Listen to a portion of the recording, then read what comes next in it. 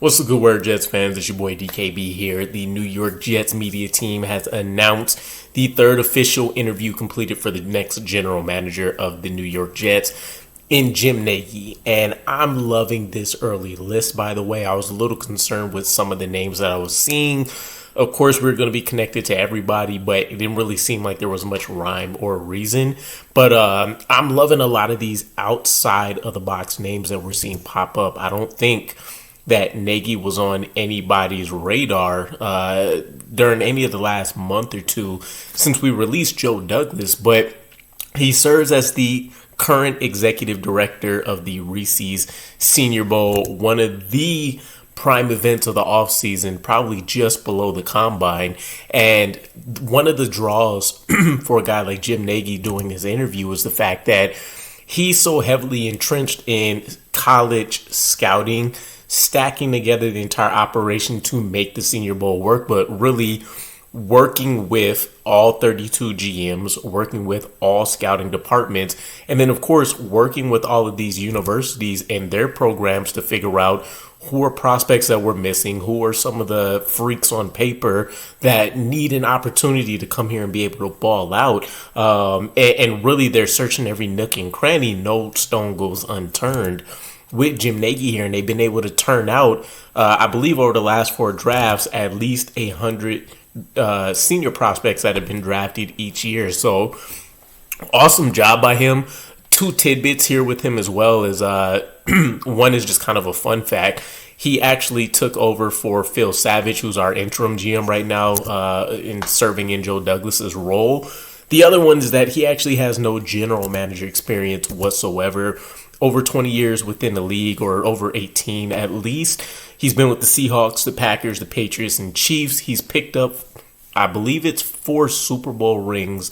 Picked up 4 Super Bowl rings throughout his tenure. He's been to 6 different Super Bowls while helping build a lot of those prospective rosters that finally ended up making it. And with him serving in the Senior Bowl since 2018 anyways, one of the things that intrigues me is that I've heard him mention and allude to the fact that this isn't, 9 months out the year type of job. This is 365 days.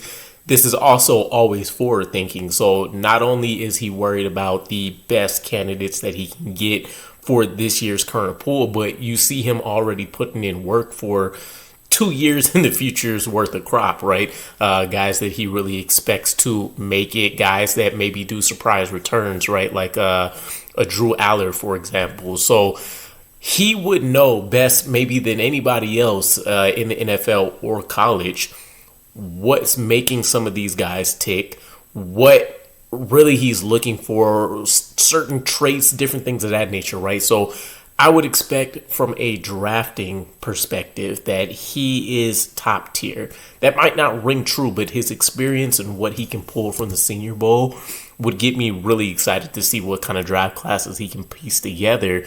There's also a note from Rich Cimini about him where, and this kind of highlights everything I'm talking about. He says he's well connected in NFL circles and knows college talent as well as anyone. People in the industry consider him an excellent communicator. And to make this whole thing work as smoothly as it does, pull together all of these lists, be able to fluidly make changes as necessary. Because keep in mind, some seniors may opt to not participate in the Senior Bowl. Some guys may get injured last minute. There's a number of variables that can occur. Maybe an agent doesn't want a guy to actually go in there and complete that particular event, right? So guys may only show up for practice and not actually participate in games. So there's a whole gambit of things that he can be dealing with on the fly at any given time. And as for him not really having GM experience, what I'll say to that is the same thing I said to Donna Ponte, right?